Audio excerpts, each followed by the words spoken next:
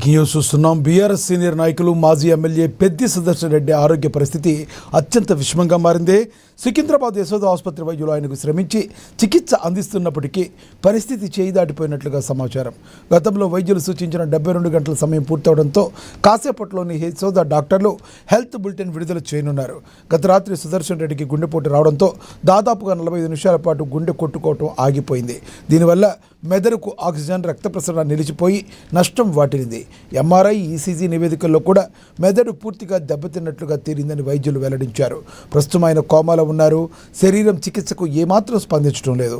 ప్రత్యక్ష కెమెరాల ద్వారా నిపుణులైన వైద్యుల సలహాలు తీసుకుంటూ ప్రత్యేక చికిత్స అందిస్తున్నప్పటికీ ఆయన కోలుకుంటారనే గ్యారంటీని అమెరికా డాక్టర్లు కూడా ఇవ్వలేకపోయారు.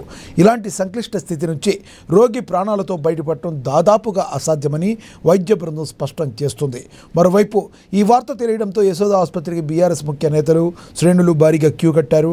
మరి కాసేపట్లో డాక్టర్లు చేయబోయే కీలక ప్రకటనపై సర్వత్రా ఆందోళన వ్యక్తమవుతుంది. ఇదే విషయానికి సంబంధించి మరింత సమాచారాన్ని మా ప్రతినిధి హరీష్ అందిస్తారు ఫోన్ ద్వారా. హరీష్, ఇది ఒక విషాదకర ఘటనగా అనుకోవచ్చా? ఎందుకంటే ఏమాత్రం బాడీ సహకరించకపోతే వైద్యానికి కార్యకర్తల్లో గందరగోళం నెలకొందనుకోవచ్చా? రైట్ లక్ష్మీనాథ్, బీఆర్ఎస్ మాజీ ఎమ్మెల్యే పెద్దిరెడ్డి సుదర్శన్ రెడ్డికి సంబంధించి కూడా ఆయన ఆరోగ్య పరిస్థితి క్రిటికల్ గా ఉన్నదని చెప్పొచ్చు. ఇక అత్యంత విషమంగా కూడా మారినట్టుగా కూడా సికింద్రాబాద్ యశోద ఆసుపత్రి వైద్యులు ఆయనకు శ్రమించి వైద్యం చేస్తున్నప్పటికీ కూడా తన బాడీ ఏదైతే ట్రీట్మెంట్ కి సహకరించని పరిస్థితి అయితే కనిపిస్తా ఉన్నది. ప్రధానంగా సుదర్శన్ రెడ్డికి సంబంధించి ఇప్పటికీ 72 గంటల సమయం పూర్తయింది. ఆయన బ్రెయిన్ ఫంక్షనింగ్ కూడా పనిచేయడం లేదు. బ్రెయిన్ కి సంబంధించి కూడా రక్త ప్రసరణ కావచ్చు, ఆక్సిజన్ అందని పరిస్థితి అయితే కనిపిస్తా ఉంది.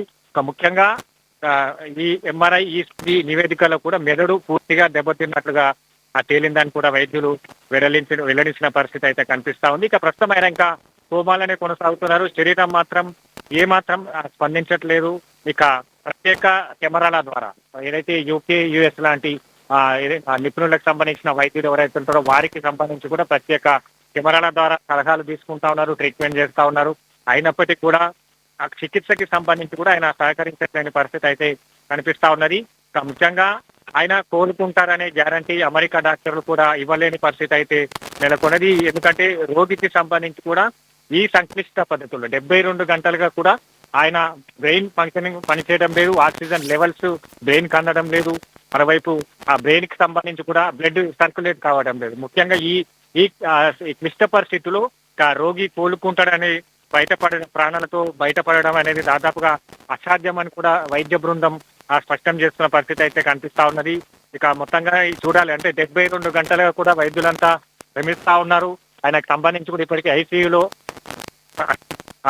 ఐసీయూలకు సంబంధించి కూడా చికిత్స కొనసాగుతున్న నేపథ్యం అయితే కనిపిస్తా ఉన్నది. ఇక మొత్తంగా ఇప్పుడు విదేశీ వైద్యులు కావచ్చు, ఇక్కడ యశోద ఆసుపత్రికి సంబంధించిన వైద్యులు కావచ్చు, ఎంత కష్టపడ్డప్పటికీ పురోగతి లేకపోవడంతో కూడా ఇప్పుడు వైద్యులు ఇలాగా రెస్పాండ్ అవుతారు. మరి కాసేపట్లో దీనికి సంబంధించి కూడా యశోద హాస్పిటల్, సికింద్రాబాద్ యశోద ఆసుపత్రి వైద్యులు హెల్త్ బులెటిన్ రిలీజ్ చేయనున్న పరిస్థితి అయితే కనిపిస్తా ఉంది. ముఖ్యంగా ఇప్పటికీ బీఆర్ఎస్ నేతలంతా కూడా ఆసుపత్రికి చేరుకుంటున్న పరిస్థితి అయితే కనిపిస్తా ఉన్నది. చూడాలంటే 72 గంటలకు సంబంధించి కూడా ఒక వ్యక్తి బ్రెయిన్ పనిచేయకపోవడం కావచ్చు, ఫంక్షనింగ్ కావచ్చు, ఎలాంటి వైద్యకి సంబంధించిన చికిత్సకి సంబంధించి కూడా సహకరించడం కావచ్చు, బాడీ సహకరించకపోవడం కావచ్చు, వీటన్నిటికీ కూడా వైద్యులు కూడా క్లిష్ట పరిస్థితి అని చెప్తా ఉన్నారు. ఇంకా చూడాలి అంటే కాసేపటి తర్వాత వైద్యులు ఎలాంటి హెల్త్ బులెటిన్ రిలీజ్ చేయబోతారని అయితే చెప్పొచ్చు లక్ష్మణ్.